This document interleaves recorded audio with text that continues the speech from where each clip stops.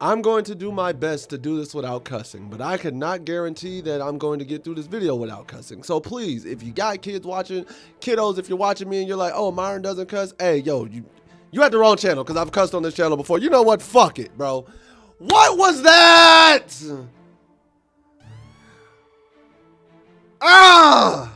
Oh, bro. Like, there is so much about this New England game that I just could not stand, and I just have so much disdain for, and I really, that was a horrible show. You know what? Shout out to New England.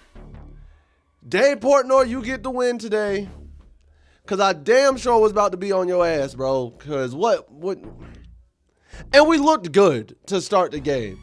Opening drive, everything's flowing.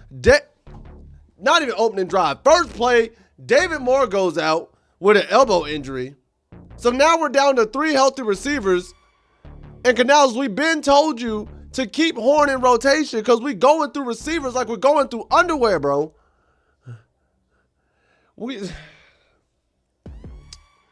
But we go downfield. We score.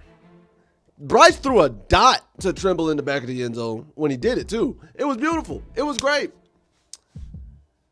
Defense goes down. We get a stop. We get the ball back. We get across the 40 again. And that was the biggest issue that I really have an issue with.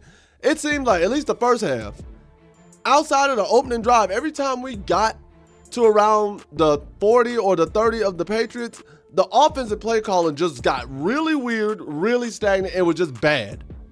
Just overall bad.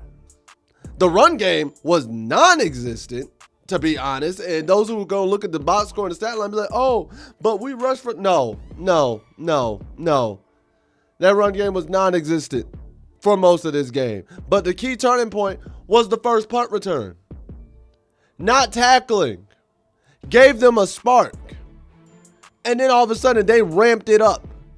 Our defense, not tackling on their second touchdown. They ramp it up. Our defense, not tackling. They got a third touchdown. They ramp it up. Drake May went 14 of 17 for 203, a rushing TD and 2 passing TDs.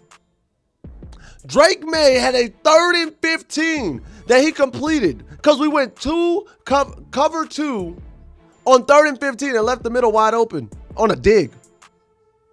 Up 42-6. New England decides to go for it on 4th and 3, and they do a back shoulder fade to Stephon Diggs that gets him all the way down to the 3-yard line. What are we doing, Carolina? Special teams, ass. Defense tackling, trash. Offensive line blocking for the run, garbage.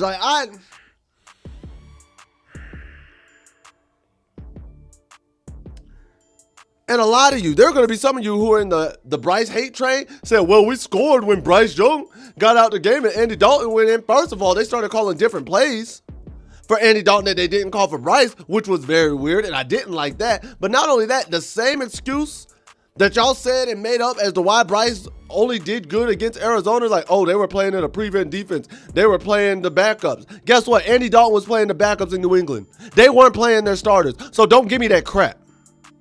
Don't give me that, oh, Andy Dalton makes the offense look better.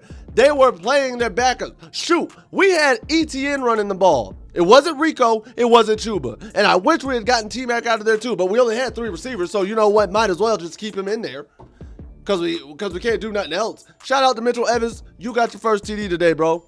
I'm happy for you. I'm proud of you. You were one of the few highlights because you did great today. Bryson Tremaine, you continue to show out. Bryce, hey, wasn't your best game. Definitely you weren't the biggest issue today. Was not your best game, but you were not the biggest issue. Did you miss throws? Absolutely. Did you miss some dots? Yes. Yes, you did. You had some errant throws, bro. But was this all on you? And if anybody tries to pin this all on you, they're stupid.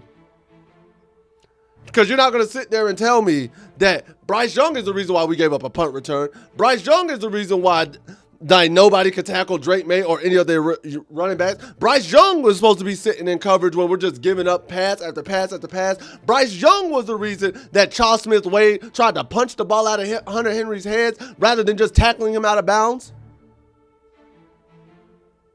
Y'all want to blame Bryce Young for all that? Because I'll wait. Tell me where Bryce was supposed to be on those plays and I'll let you have it. I'll let you have it. So before you sit there and try to fix your mouth to say it was all Bryce Young, please look at the entirety of this game. Please sit there and watch the game from start to end. Play calling atrocious, offensively and defensively. Avira, I don't know what you were calling up, bro. When we had to run, when we needed to run, you're sitting in coverage. When we need to sit in coverage, you're sitting in a run blitz. When we are sitting in coverage on the appropriate down, you called the wrong coverage. Who calls a cover 2 when it's 3rd and 15 and you know that leaves the middle wide open? And guess what Drake May does?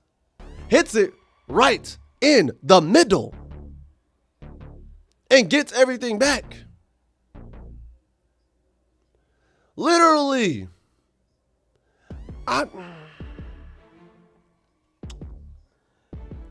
don't know. Offensively.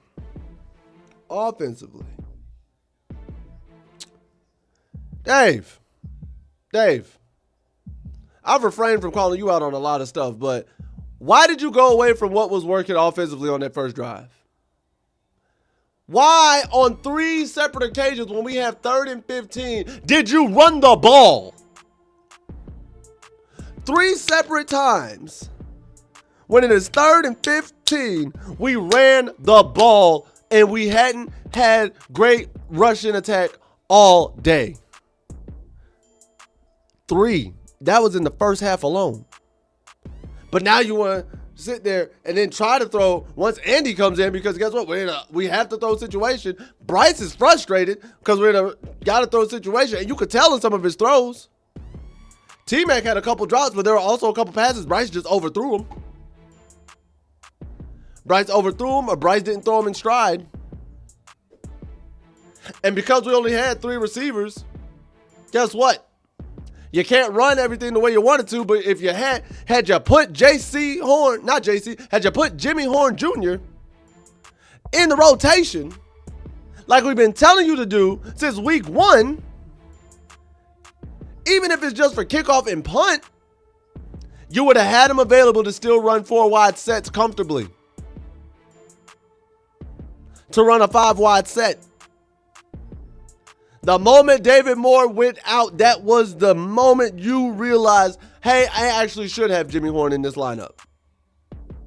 Because Delvium Campbell's gone. Xavier's gone. David Moore's gone. Shout out to Tremaine and T-Mac and Hunter Renfrow for doing their thing. Shout outs to them for sure. But what are we on, bro? Are you finally going to start this man? Can we finally get him in rotation? And it sucks because earlier this week, I was told that you said in a press conference last week that you don't know how to use Jimmy Horn in the offense yet. Why did you draft this man then? And I may make a whole nother separate video on that.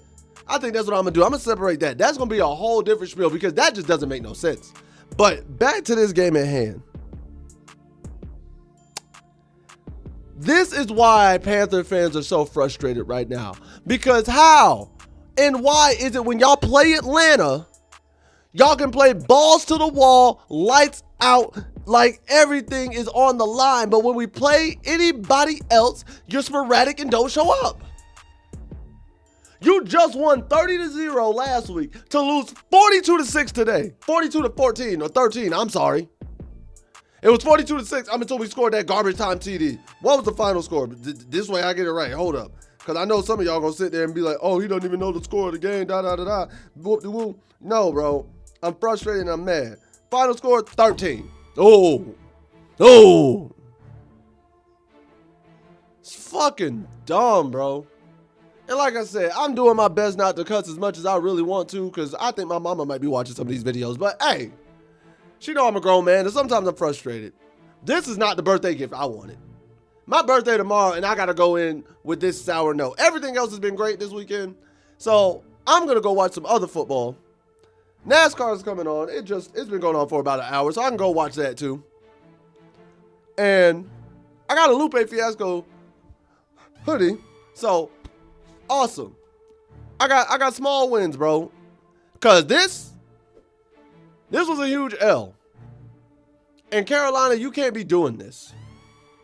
You cannot be doing this. Want to win great 1 week just to get smacked. You were handing out belts to asses last week just to get belts to asses this week.